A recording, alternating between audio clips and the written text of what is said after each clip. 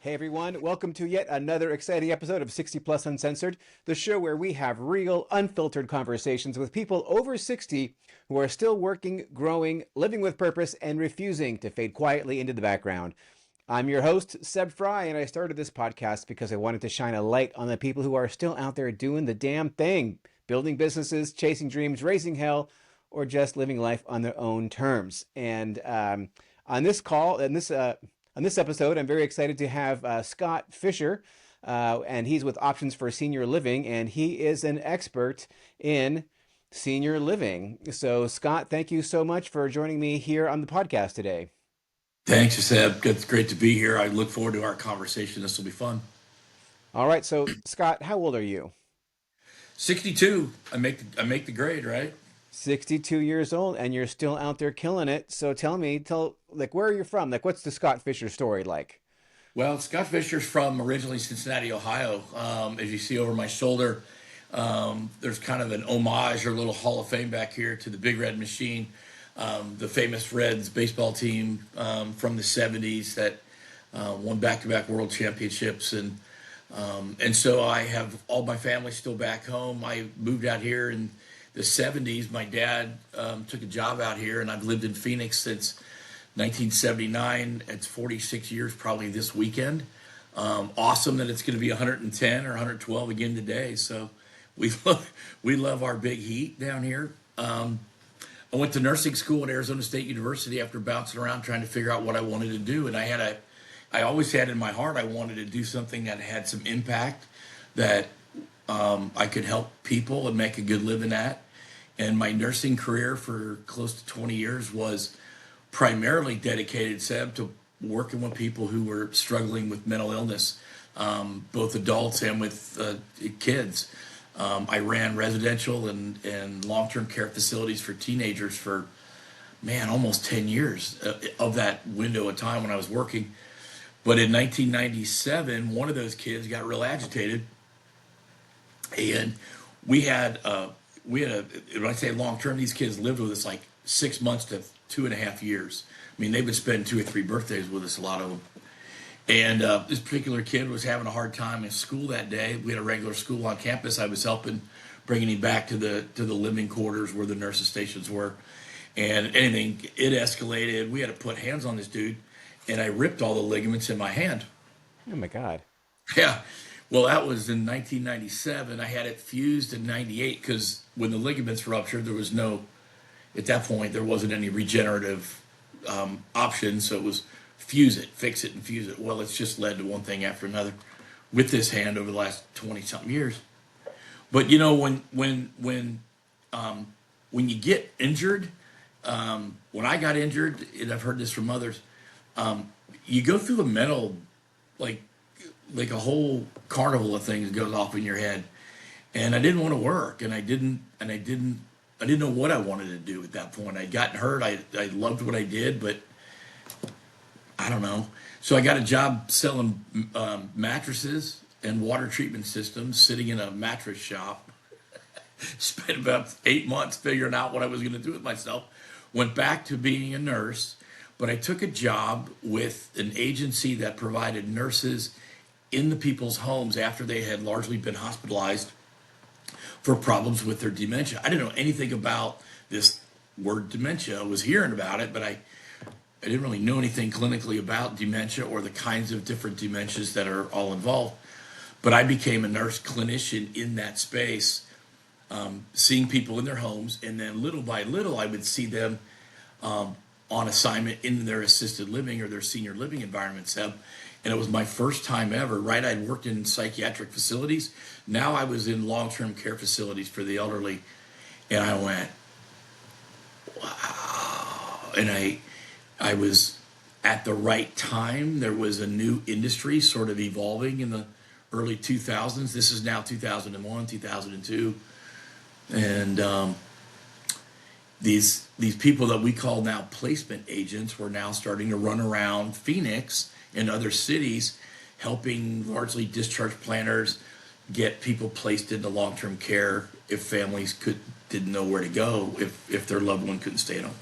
Anyways, I was involved in all of this, and I there was an opportunity to create a job or create a business. I always wanted to be my own boss. And 20 years into my career, I quit my nursing career and started a business called Options for Senior Living, which is a service to families that helps them find and research, locate, and move into the right long-term care solution when a loved one can't stay safely at home any longer. So since 2003, all I've done is this placement business for 22 and a half years now, right? It was just something to get me out of doing a job. I was sick of working at a regular 8 to 5 and wanted to be my own boss. And this was a no barrier to entry, low ramp curve. I just did it. And at 40 years old, I opened my first business, and I always believe this, that to this day, that even though it's not easy, working for myself, the worst day is always better than the best day working for somebody else. I just love that I get to chart my own course and do my own thing, and then create all these other variations of our business as I've gotten more involved in the aging of our community. And I'm aging, sure, I'm 20 years down the road here. The impact of aging on our community is really of great concern to me, because like a lot of us that might be in this age group, I have parents. My mother's in assisted living now, and her 83rd birthday was yesterday, and it's emotional. It's hard to, as an adult kid, balance everything and watch the person that you've always had lose a little bit every day. Yeah, that's tough for sure. So you started Options for Senior Living in the early 2000s, and you hmm mentioned that it was kind of a new thing at that hmm time, like the placement industry. So what was it like before that? Like before there was like a placement industry, like what happened when people needed to go and find some place they could help them out with their aging parents? Yeah, if we go back 25, 30 years, I think a lot of people have in their mind that senior living is really old school nursing home kinds of stuff, where you have this picture in your mind that everybody's in a wheelchair, maybe a little blanket, and it's an older, more institutional kind of a setting, wheelchairs everywhere. And that's kind of the vision I think most people had. Well, I don't know, whatever. In about that time frame, you started to see intentional senior living, either part of a campus or freestanding assisted living communities, which were there to support people in their aging, but brought good food, entertainment, a good social activity and program, all kind of under. So it was apartment living or apartment style living for folks that needed some help. Different than being in the nursing home, where like you were just so old that's where you had to go, right? So these people were now moving into assisted living. The hospital healthcare system, discharge planners at the skilled nursing and such, now had so many more choices to send people when they couldn't go home safely. Maybe they'd been in the hospital 2 or 3 or 4 times, falls and various issues, maybe pneumonia or something. And so these social workers or discharge planners were using these independent agent people like us to help them facilitate discharges. That's really kind of how a lot of it started. And the earliest people that did this were former clinicians like myself. A lot of us were social workers and nurses. And now we got to use our clinical skills in kind of a new, expanded, independent way to help family. It was really cool. The the Because of the way the model is defined and the way we get compensated, families get a free service from me, Seb. So they're always jazzed about that they don't have to pay for the work we do, but we charge the senior living community or the residential home a contracted referral fee.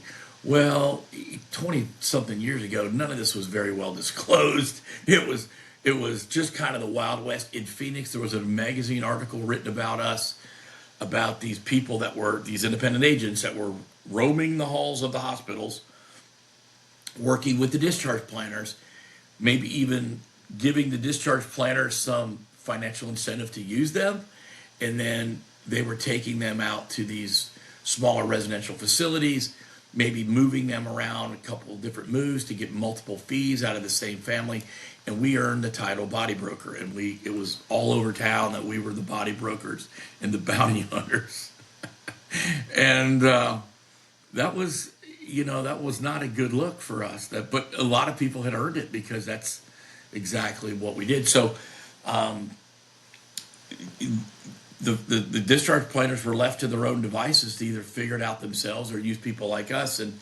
And little by little, people like me saturated or seeped into the market. And it's now commonplace that if you go to any hospital or skilled nursing facility, the discharge planner is probably working with someone like me 100% of the time.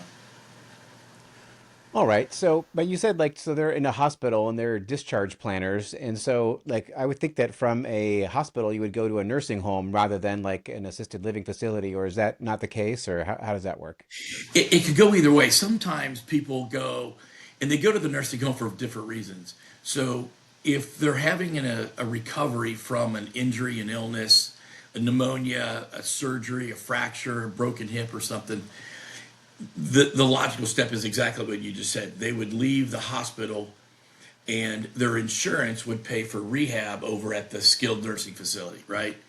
And so they would get whatever their insurance benefits allow for, usually 2 or 3 or 4 weeks in a rehab, which is one element. In a lot of cases, these skilled nursing facilities might have the short-term stays for the rehab, but they also might have a long-term care unit where people that have a lot of care needs would live, on into the future. Those people are paid for either out of pocket or another source, but their Medicare or health insurance pays for that short-term stay. So, however, sometimes somebody's in the hospital and they don't need that recovery or they don't need that rehab, or they've come into the hospital and they were living at assisted living. They can return to the assisted living and maybe pick up some more of their rehab back at the assisted living. So it could go either way at the point of the hospital discharge planner. Yeah. So how about like not at the point of a hospital discharge planner? So like one thing, like, like, okay, mom and dad are getting up there and the kids are living, like in Nevada or somewhere a little ways away, and they're getting worried about their parents and, like because they don't want to have mom fall and like break a hip, and so they want to, help them get into something they think is going to be a better, for their, aging situation. How do you know, like, where should you put your parents? Should you help them go to independent living or assisted living, or maybe they might have some kind of dementia, but it's like not too bad, and maybe they are okay being independent if they're staying with the one who maybe doesn't have dementia? Like, how do you figure out? Do you help people with that, or? I do from the very beginning. And so when I get a call from a family directly, or I might be put in touch with a family by a hospital discharge planner, or said from a real estate professional or a financial advisor, they're working with this family, and in the story is revealed that there's someone that's aging is now causing a problem or a challenge. And a lot of times in Phoenix, we're a city. The years I've lived here is that we're a town of snowbirds. Our population drops off in the summer because it's so miserably hot. It swells in the fall and the wintertime when people come back from Illinois and Minnesota and Missouri and wherever else they lived. A lot of these people have been doing that for years, and they've now landed here full time while their kids are still back in Minnesota, right? So that's exactly, I think only about 1/3 of the seniors have their adult children here in Phoenix with them. So they're here on their own on an island in a lot of respects. So the kids will call us, and I've got to do an assessment of the situation. Now, I say assessment, I've got some clinical background, but there are a lot of non-clinical people that do what I do. And so there's a lot of information gathering. We have some tools for that to help gather the details so that we can make an educated aging plan for them, a guide map for them to to go down the road to what do they need. Usually in that intake or that assessment, a lot of things are revealed that they need. And so we get into all kinds of the conversation about who's got authority, where are the powers of attorney, are they up to date and appropriate for where we are. Arizona has some very weird or additional mental health power of attorney law here in Arizona. It's unique here, so I've got to go through that with people. We got to talk about money. We got to talk about what their care is currently, what their diagnoses potentially are, like an Alzheimer's or Parkinson's or diabetes or something. So I've got to know a fair amount about the situation before I just go, here's the place for you. Phoenix, in my county, the greater Phoenix area, we have over 2,000 senior living options in town. Over 2,000. There's corporate apartment style campuses, independent living community. There's all that. We have freestanding memory care or facilities that take care of people that have, various forms of Alzheimer's disease, dementia, all that. Then we also have hundreds and hundreds and hundreds of small private residential homes. We call them assisted living homes. I think in California you call them 6 beds, but they're residential care facilities, and these are licensed 5 to 10 residents per home. And so we have hundreds of these all over the place, every neighborhood. So I've got to do a fair amount of homework with the family, and then I have simultaneously or in the background done a large degree of developing my own personal inventory of facilities that we're contracted with, that I have a high degree of confidence in, so that when families need us, we've got an inventory of places that we can connect them to and match them to, not just say everybody goes here, but we literally through a process seek to match families to the right best situation when they select a long-term care. Yeah, so like how do you do that? I mean, like there's 2,000 facilities or communities. Like, I mean, you can't have an Yeah. encyclopedic knowledge of all of them, or No. can you? I mean, how do you know? No. Like, oh, you should No. go to this one We, over here on Robinson Lane, or you should go to Sunny Acres, or like how do you choose? Well, we use a lot of our time. My team and I we're all family here. The Options for Senior Living team is my wife and my 2 daughters. So the 4 of us spend a fair amount of our week visiting and revisiting the senior living operators in the various zip codes that we service. Okay, so we do a lot of homework that's unpaid. That's what we do behind the scenes, so that we have a robust knowledge of our inventory. There is no way I know 2,000 places, but I know hundreds and hundreds, and almost every corporate building in this city. I mean, the corporate owned assisted living, almost all of them, if not all of them, I've walked in. I've been in more than once. I've walked in many times because I've had families that go back and tour. I stay on top of things.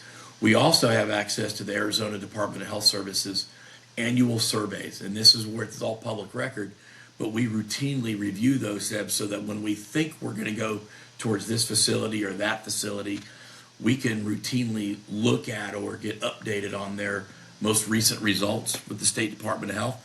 And sometimes we see stuff and go, oh man, we can't go there for a while because they've had issues with staffing or citations with the state.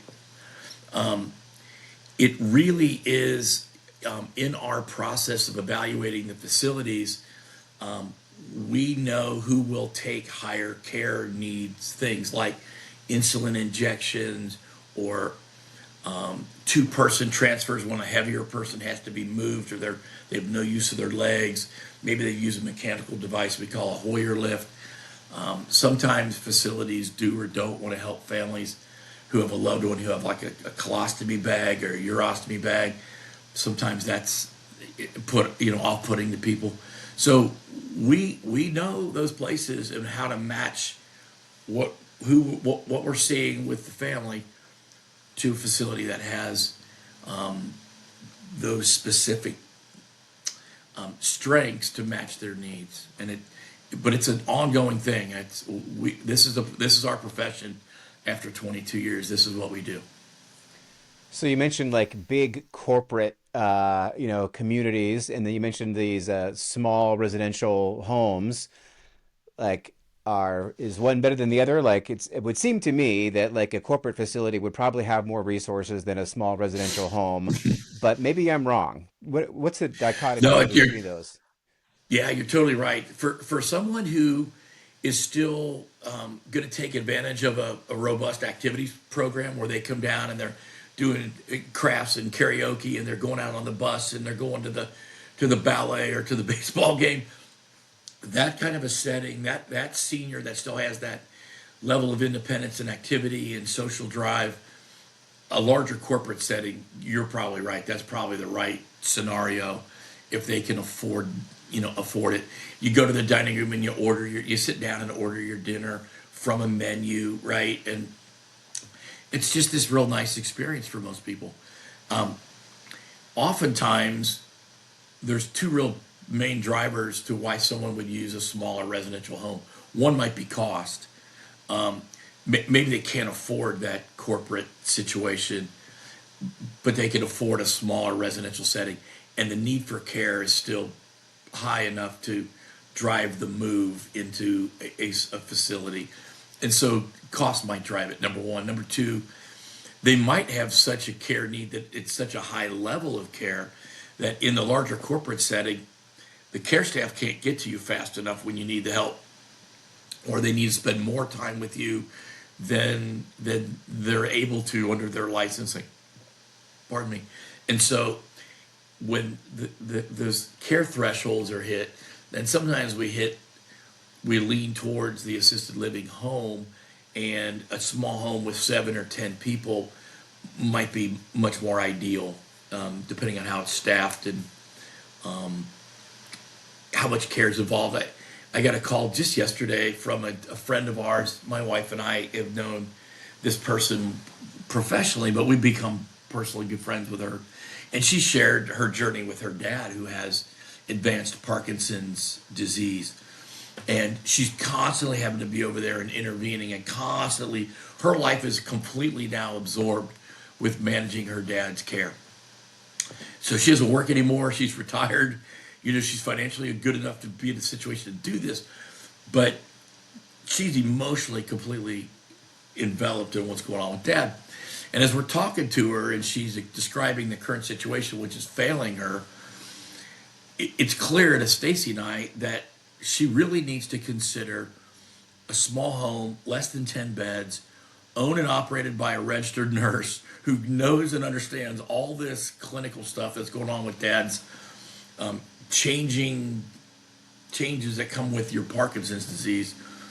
And so I talked to two of those nurses yesterday, and we'll probably get Allison and them to talk this week or first and next, because I think that would be the ideal way for Allison to have an ally, a trusted clinical person who runs the facility, who's got 24/7 responsibility for her dad. I think she's going to be so much happier when that time comes. So, but not every facility is run by a nurse. There's all various backgrounds that these private residential homeowners have. So, knowing the right ones and knowing which ones are run by clinicians and are they good clinicians, that's all part of what we do for families on an ongoing basis.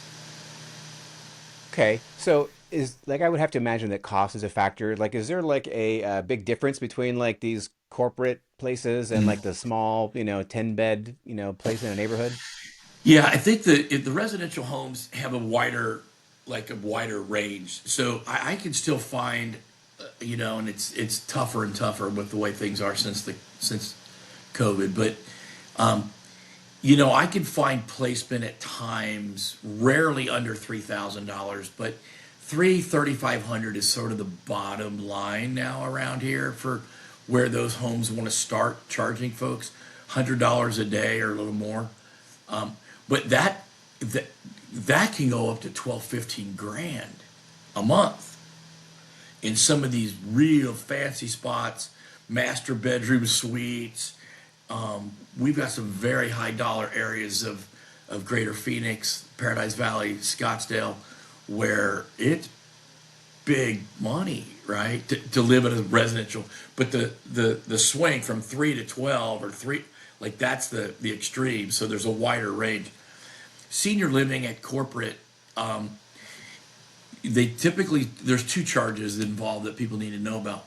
One is they charge you a base price for the apartment, and with it comes all of the amenities, the all three meals, transportation, the housekeeping, all of that social program, all that's packaged up in the rent, to the basic rent. And so for a studio, it might be in the high threes or 4,000. That's here in Phoenix. Other parts of the country, way higher than that. And then one bedrooms, two bedrooms, they charge you, the larger the unit, the more they charge. And then they'll add a care charge. And so, Seb, every time somebody comes into a facility, they're assessed by the clinical team, the nurse there, or the manager, and then they're assigned a care package that associates to another dollar figure. So their medication management and their care gets plugged into the top of their rent. So that $3,900 base fee is really $5,900, or you know what I mean. So it's a much higher number than what's just the rent by itself. And people need to know that they got to plug in some more numbers on top of that to get the real cost. So senior living at a corporate, you know, for a 1 bedroom unit, man, I pretty much minimum $5,500 now when you add care into it, you know, at least moderate level of care, and then it can go up the roof up to the roof. Yeah, so do these places like do they have like increases like so like this like you check in and then like okay next year it's like 10% more or can you like Yeah, establish some kind of like COVID's driven that up a little bit more too. Used to be able to say everybody 3 to 5%. It's been more like 7% annually. So people need to calculate and figure in whatever cost of living increases. Social Security typically has a cost of living increase that goes with it, so sort of helps offset. You know, if you're on a fixed income, it helps offset that, but it may not. The other thing that you have to watch carefully with when a senior moves into senior living for the first time, they might be on a low level of care, right? They only need somebody to bring them their pills and on Tuesdays and Fridays stand in their apartment while they're taking a shower. We call it standby assistance. Well, 2 years later, they could be requiring full bathing, dressing, feeding. I mean, there could be a lot more added. And as their care needs go up, that price is going to increase as well. So if families aren't financially prepared or they're not resourced adequately enough, you can, if you don't plan right, you can blow through people's resources too aggressively. And so I have to talk about all that right up front. That when we put a plan together, I'm really thinking the next 3 to 5 years. I'm not just thinking, what can we get away with doing the next 6 months? You know what I mean? I have to think forward for them and help them anticipate what's coming. so how do people pay for this? I mean you're talking big money here. So I mean a lot of people I don't think have that kind of money lying No. around. They can do 5,000, 7,000, $10,000 a month to put their parents up somewhere. Yeah, 100 grand a year to do long-term care. It's staggering how much this costs. So yeah, for the most part, people, you know, and the reality is the generation, my preceding generation, did a better job for a lot of them did a better job saving than people my age. You know, those of us that are on the back end of the Gen Zers and the boomers. I'm a boomer by a couple of years, you know, but I'm on the back end of it, and so we're not as good as savers as that generation. So a lot of them do have some resources. If there's still real estate involved, Seb, that is going to be the biggest asset people walk around with. Is they bought a house in the '70s for $36,000 and now it's worth, you know, $629,000. So the money's in the ground. There's literally billions and billions of dollars worth of resources in the earth, you know, in people's owned real estate. As a realtor, you know what we're on the verge of seeing. And so if there's creative ways to tap that asset, or if the house has to be sold or liquidated, that's great. That often is what is the backstop to pay for long-term care. And then they unlock the resource to fund other legacy concerns or, you know, leaving stuff for your grandkids and all that kind of stuff that people love to do. But long-term care at 100,000 a year, you know, especially if their Social Security income's only what, like 2,100 or 2,600. I mean, that's a drop in the bucket. You know, it's 25,000, and they still are short. How do they make up the difference? There are people over the years that have also bought long-term care insurance, private policy, that might fill in that gap. Sep, it's it's paid for privately through like Mutual of Omaha or I won with a company called Genworth. And when I need senior living or assisted living, I have to meet some criteria. But then that policy would pay, I think, with the riders and stuff on it, maybe $225 a day for 3 years. So as long as I get my carry, as long as I don't outlive the 3 years, I'm good. So it'll help for a while, but that's like 6,000 a month that could be in that policy.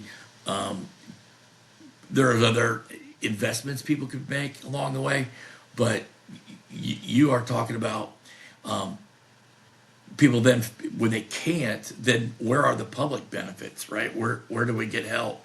California has a program called Medi-Cal. Arizona has a program called Arizona Long-Term Care or Alltex. Our federal government gives each state Medicaid dollars. We hear a lot about this in the news all the time about the cuts of Medicaid and all this kind of stuff. But Medicaid comes from the Fed to the state, and the state uses that through various programs to reach people who have a need. And so sometimes it's single moms that need lunch money and food support for their kids. It's aging programs. It's mental health and mentally ill programs. Well, seniors have a program that they can apply for, and not all of them qualify, but it does provide some help for long-term care that pays for assisted living. And there's a lot of people that are trying to get down that pipe right now. And it's you know, about 4 out of 5 in Arizona are getting declined on the first attempt to get through it. But it's Wow. there for people. Yeah. The veterans have a program called the Aid and Attendant Benefit, Seven, and for veterans or veteran spouses that had wartime service, World War II, Korean conflict, Vietnam, whatever, there's specific dates associated with those. There are also income benefits for those veterans and their surviving spouses. And so we go through a questionnaire with them to see if they served, and if they did, do they have the right dates? And if they do, then here's the next step we can take. And we can get a couple of $1,000s a month to help them enhance their income tax free. And that's a benefit that they're entitled to as wartime vets. So we've got to talk about all this stuff when I get into it with families, so that it's a much more complicated experience than most people think. And you know, you couple that with adult kids who are still running their own lives and working and got kids and grandkids. It's a lot to juggle. Yeah, it sure is. And what about if people don't have a house and don't have VA benefits and are basically penniless? I mean, like, Yeah. can you help those people find a place, or what do they do? You know, there's really not much I can do for them. Our our area agency on aging and another nonprofit program here in Phoenix called the Foundation for Senior Living, and I imagine in other cities there's various um, publicly funded resources that senior helplines and the area agency on aging that have various programs that can help people, but it is a problem until they can get onto the Medicaid program. It's a real problem to make that bridge. A lot of times these people get stuck, they get sick, they're in the hospital, they can't, or they don't have a home to go to, or the home that they need for support isn't there, so they have to go to senior living, but they don't have any money. And they get stuck in the hospital for weeks, because nobody can find a place that'll take them. So it is a failure of the system, and we need a more lubricated way to get people through on the public benefits when they need it, for sure. But at the same time, Medicare is never going to cover any of this because Medicare provides health insurance, like health insurance for doctors and x-rays and surgeries and hospitals. That's what because people are really shocked all the time when they go, Medicare doesn't pay for any of this. And I'm like, no, we got to, if you're going to need more financial aid, we've got to look into the Medicaid program, and we have to kind of educate them on that situation and what's the difference. So speaking of lubrication, let's just say that like something happens, like maybe a parent took a fall in a house, and the kid's worried, and they're not so injured that they need to go into a skilled nursing facility or whatever, but they need to. It's clear that they need to get out of the house and be somewhere safe right away. Um, but like the moving costs for these places, like a nice place might be, I don't know what they charge first and last, right? Or like they have like an initiation fee or something like that, and Yeah, then you most could of them spend have a 15, yeah, 20 grand. yeah, most of them have that initiation, or they often refer to it as a community fee. It's a one Right. time 5 grand, 10 grand, whatever. There's also a whole category of facilities out there. Some of the listeners might be familiar with, and we call them the old CCRCs, the continuous care communities, retirement communities. And those involve, we used to refer to those also as buy-in type. Maybe you've heard of this, but people pay a large entry fee, and I mean a quarter million to a couple of million to essentially acquire a contract with this facility for their independent living apartment, and then they pay a monthly fee on top of that huge entry fee that goes into it. Based on the contract, they may get none or half or a portion back of that entry fee when they terminate. But not everybody's got 400 grand to buy a one bedroom apartment. You know what I mean? And that's a pretty fancy place to live. And so most of the communities are you pay a smaller community fee, Seb. It's 5 grand, 10 grand, one time with the first month's rent. So, if your apartment is going to run you $7,500 with care, and then you got a $5,000 entry fee, month one could be 12,500. Well, that's a big bite. That's not everybody's got that in the checkbook. So what do they do? Like, okay, they have a house. Let's just say they do have a house, but they don't have, Mhm. 7,500 or 10 grand liquid to move in. Do the Yeah. communities wait? Do they say, okay, well, we see you have a house, sell that house, and we'll Yeah. just cover you for a little while? Or how does that work? Yeah. Yeah, the large corporate communities won't. Now, some of them have worked with bridge loan programs for years. Bridge loan is, let's say you're going to move into this corporate operator. Corporate operator has a relationship with a national finance company, and the finance company will write them or loan them 30 grand, 40 grand to cover the first few months of all this. And of course, when the house is sold, then they pay off the bridge loan with a little interest, and they can make that deal. And that bridge loans are still a thing. I've seen more realtors get creative with financing, with investors. For if they list the house for the person, that they will forward or push forward 10 grand, 20 grand, 30 grand to do some upgrades to the house to help it sell and to get the resident out of the house. It's easier to sell the house when somebody's not in it than when they're in it. So they get the person to senior living. And then at close of escrow, that money is returned back to the realtor or the realtor's investor right at escrow. And I've seen them do that for the the senior living. I've also seen the realtor involve like a move manager and an organizer to get involved, and then again it's taken out of escrow, so the family is relieved that they don't have this burden of 20 or 30 grand, or how they're going to pay for this. And so I've developed various relationships with some of these real estate companies that have these programs that their brokerages have helped them put this together, so families can tap it without having to do a bridge loan, and we can move straight ahead and move in. I've also been aware that maybe there's a husband and wife living in a house together, Seb, and wife can't afford to place the husband, but he's got Alzheimer's, he's got to go, and she can't manage him at home, but she needs to still keep in the house, and so they may be a perfect couple that would qualify for what we used to call a reverse mortgage or a HECM, the home equity conversion mortgage, where they start to take a draw out of the asset of the house in the form of a reverse mortgage. If she's going to stay there for a few years, then it might make total sense to refinance, give her some liquidity and some cash to be able to pay for his care and take the pressure off of her financially and use the asset in the house, especially if she's been sitting on it for 30 or 40 years. It's got tons and tons of equity to be able to utilize. All right. Well, that's a good idea. Hey, so let's just say that I don't live in Arizona and I'm looking to find a place I can help my parents move into. There's a bunch of websites out there. And Hmm. are there websites that are good or bad? And why would you work with a website versus working with a placement professional? I love that question. Thank you for this. This is one of my passions. First of all, yes, there are national operators that are these websites that often present themselves as being very knowledgeable, very helpful, and they advertise on national TV. And so we're familiar with maybe those brands.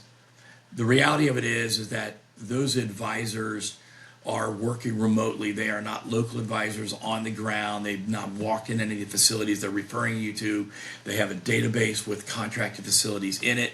But those advisors, although they may be knowledgeable, they are not knowledgeable what's going on. So when I said a few minutes back, like me and my team, we personally match people up. There's no way to match up anything that you don't even know what you're matching them to. So we've gone in and experienced and see these facilities have an ongoing personal relationship. Those online operators do not. That's one thing. Number two, it's typical and often the experience of families that when someone fills out, yeah, please send me some information online, that information is now spread out not to two or three top choices, but it might be spread out to 6 to 15.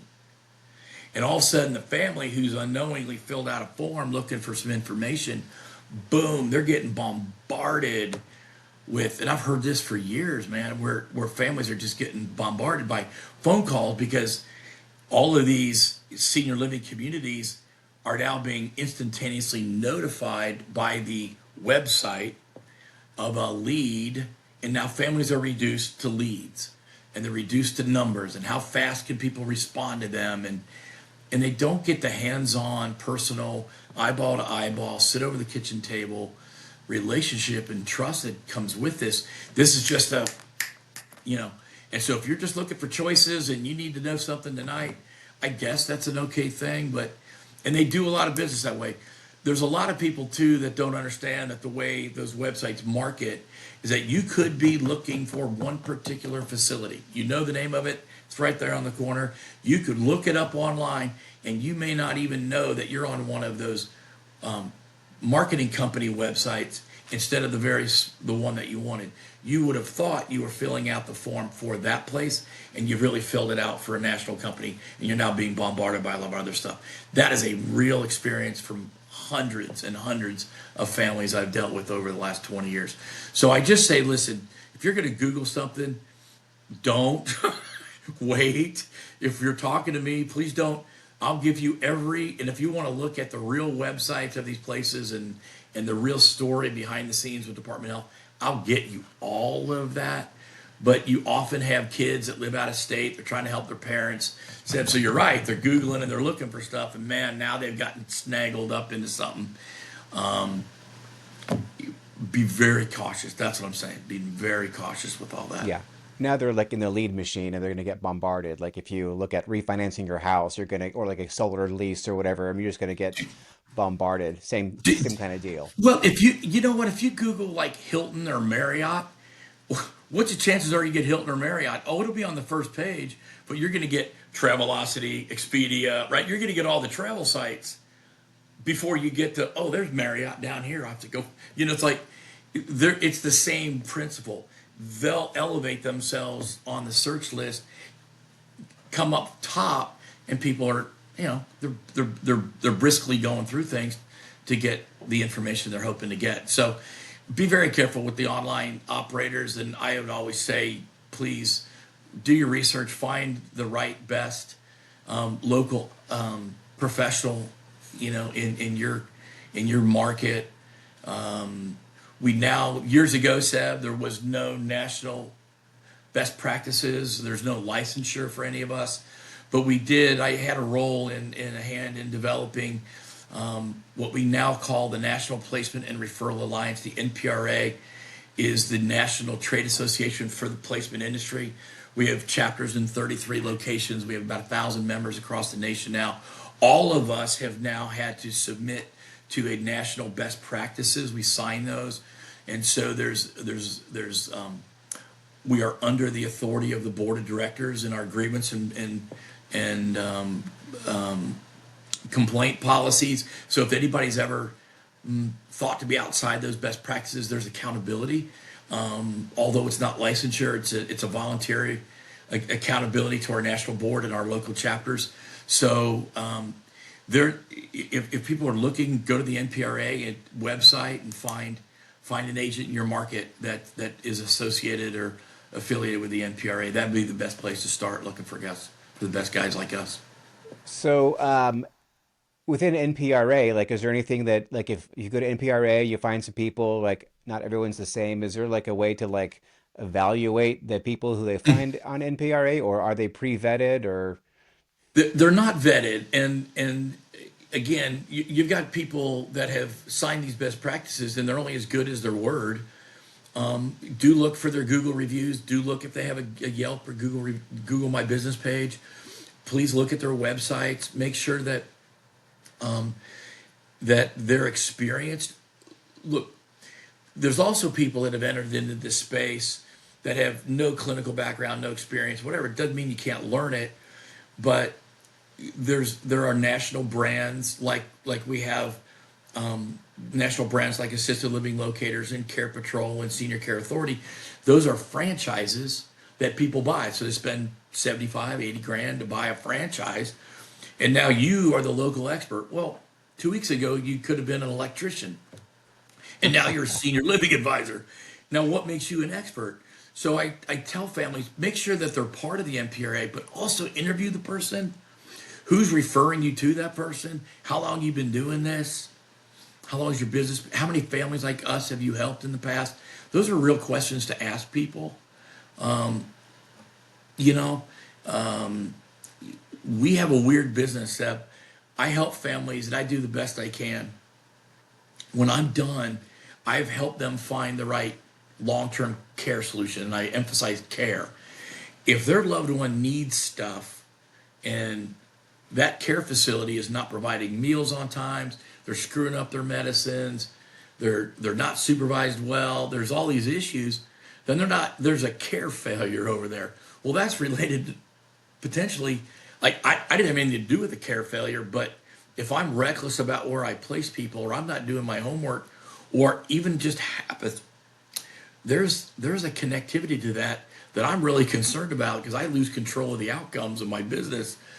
And so you really want to work with an agent who's got a track record at this and can point you to other families that they've served and helped, as well as those national associations that they've got their insurance.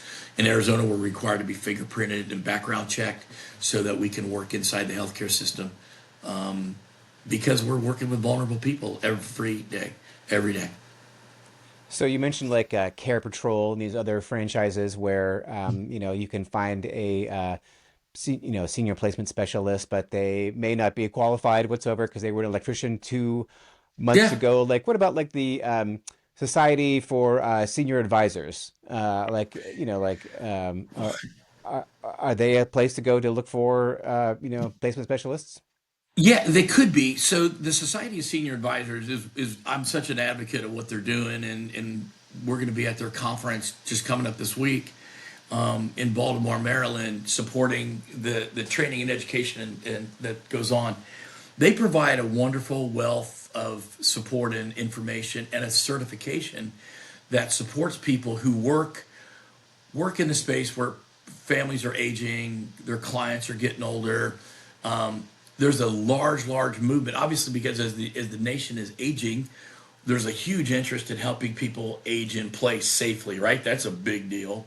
How to help people stay at home safely. On the other hand, there's a whole group where that's not reality. We got to go this route. We got to find a place.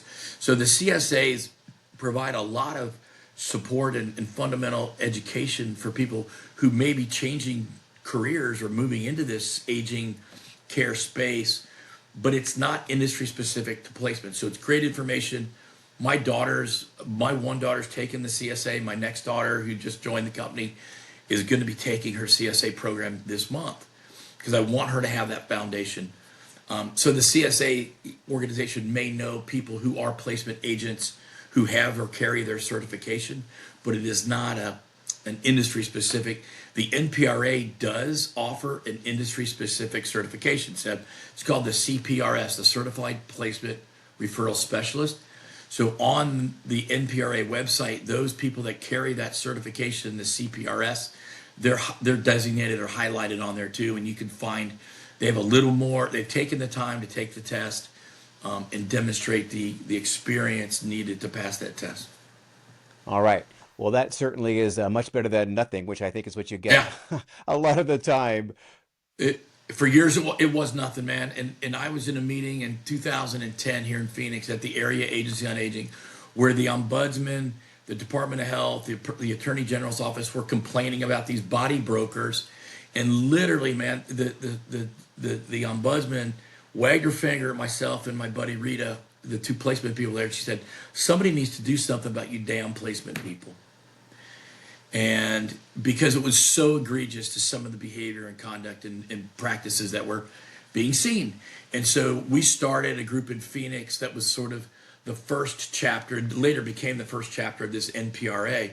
And so for 8 years, I led that group in Phoenix, and then that helped us get started with the National Alliance so that it's now a thing across the country. But it was in response to the community going, "You guys suck." Really, there's a lot of bad dudes doing this, and because there was no oversight, we had to do something and create standards and best practices that people could follow. And so that's what we started, and I'm proud that there's now, like I said, 1,000 members nationally and 33 chapters. Yeah, that's very impressive.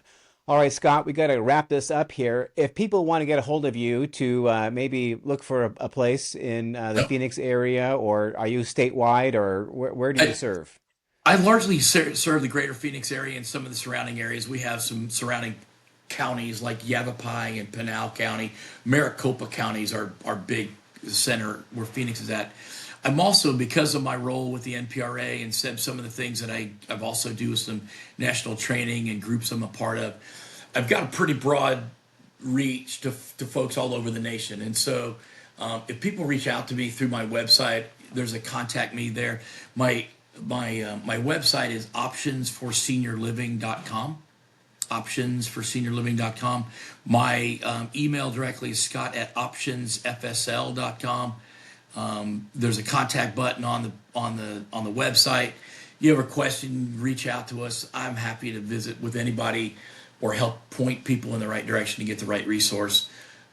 As I said, I'm an adult child living the reality of helping my mom while I still, I got a 3-year-old granddaughter and little granddudes, and it's very taxing to love and have 4 generations of us going at one time. So my heart is for those guys that are the adult kids that are feeling this. I'll leave you with this. We have a saying around here that for all those of us that are in this spot, man, we say all the time, it's our turn now to love and care for those who loved and cared for us. And I believe that it's our turn now. I'm very grateful to my parents and want to return that gratitude with being the best I can for mom and the last stage of her life here. All right, terrific.